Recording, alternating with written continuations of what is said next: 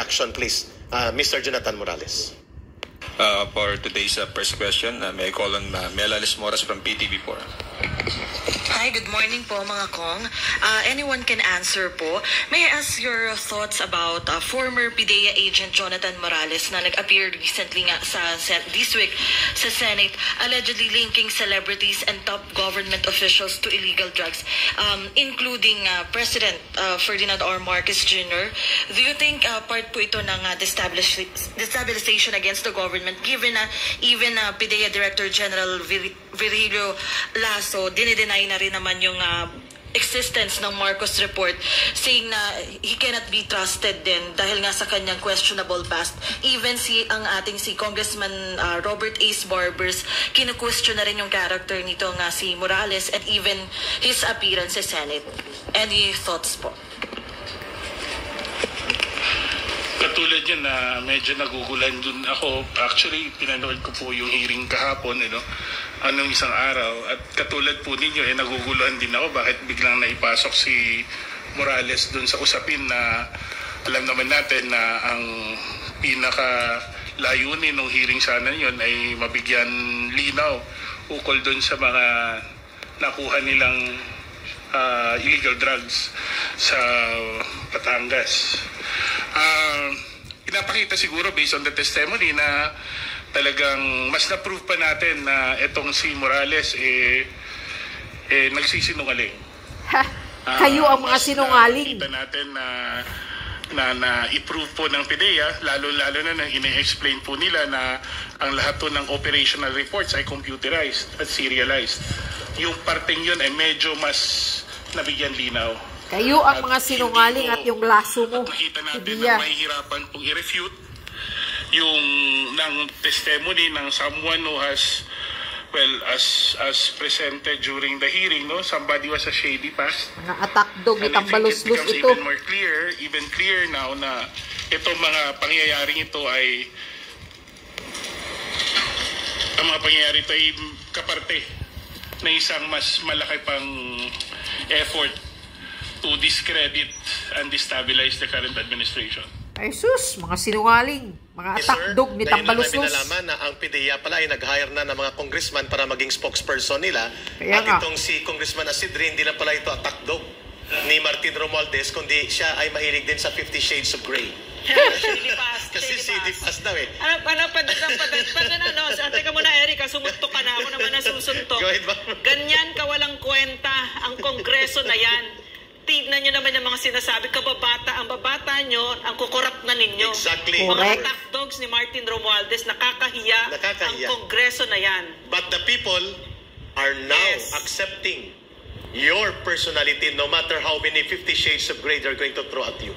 Ginoong Jonathan Morales, sir, nasa inyo po ang pagkakataon para sagutin itong mga kalukuhan ng atake na ginawa sa inyo. Yeah. At alam natin kung anong purpose nito.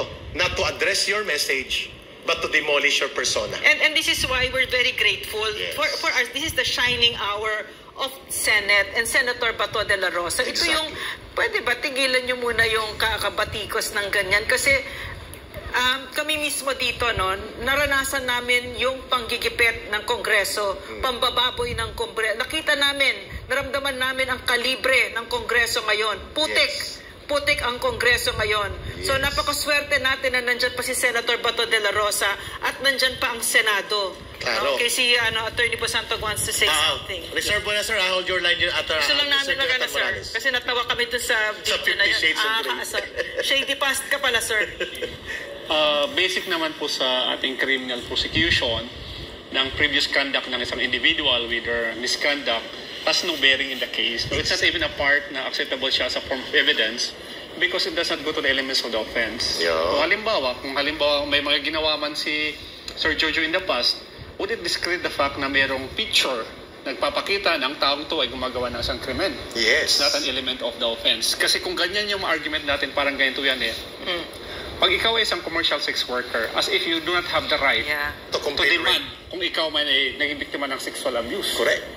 That is the standard. So, that is, yung sinasabi po nila, that is not a standard at all. It's not even a standard of truth. It's not even a standard of evidence. So what does it mean, attorney, that we have legislators who are this way, who do not even know that very basic of thing. That basic thing that you just said now, no?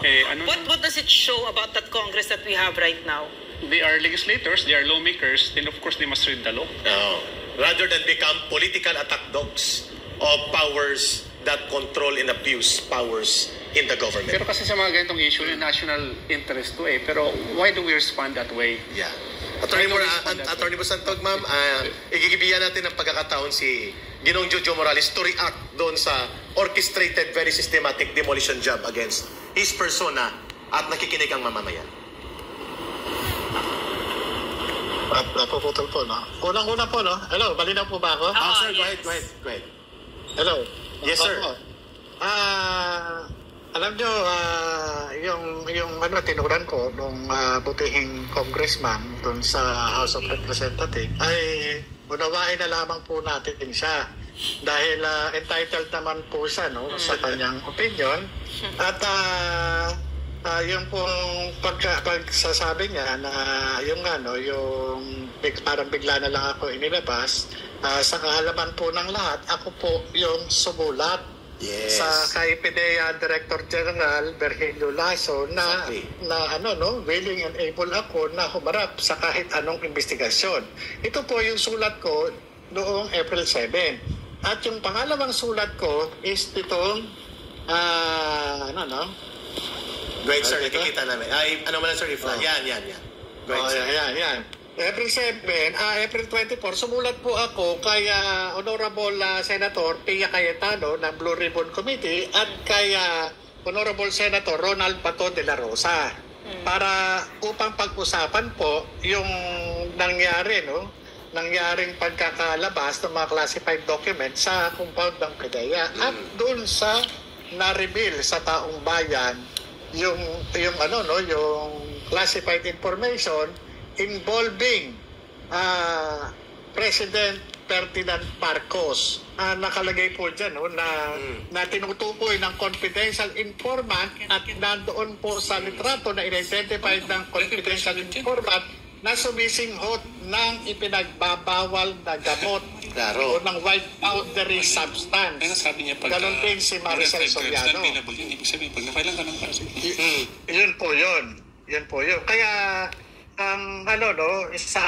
para sa akin, hindi na para dapat pagtulan yung sinasabi ng butihing congressman. At kung meron man silang gustong matiyak patungkol doon sa mga sinasabi ko, bakit hindi sila gumawa ng formal na imbitasyon para sa akin at doon nila ako gisa-gisahin para matest nila kung ano itong mga sinasabi ko. Ngayon, kung hindi sila satisfied sa mga sinasabi ko, pwede naman nila akong pakulong doon sa kanilang Sir Jojo, napakatapang po at napakadirekta ng sagot ninyo. Ayan po ay malaking challenge. Ang taong nagsisinungaling ay hindi handang umarap kanino man na china-challenge sa kanyang pagkatao. Pero pag katotohanan ng bit-bit niya, kahit isang dosenang leon at tigre ang iharap mo, hindi siya aatras sapagkat nandun ang katotohanan sa kanya. Yeah, may I just pasingit lang kasi natatakot ako sa sinabi mo, Sir Morales, Sir Jojo, na hinahamon mo ang Kongreso, na imbitahin ka sa Kongreso. Hindi po sila nandyan para hanapin ang katotohanan. Nandyan sila para sundan kung ano man yung utos ni Martin Romualdez. At ni Bongbong Marcos. At ni Bongbong, of course, ni Bongbong Marcos. So, wag po kayong aabot doon kasi bababuyin kayo ng mga yan, no? Pero ang taong bayan naman, Ma'am Lorraine, ang tagabantay dyan. Yes. Alam niyo po, ako ay naging alagad ng batas. Tinanggal man nila sa katawan ko yung baluting na nagtataglay na ako ay alagad ng batas, pero nananatili po yan sa aking puso. Yun po yun, wala pong ibang makakapag-alis niyan. Kaya kung ako man pupunta sa yungib ng leon, ay talagang haharapin ko po yan. Dahil ang dala ko po ay katotohanan. Klaro.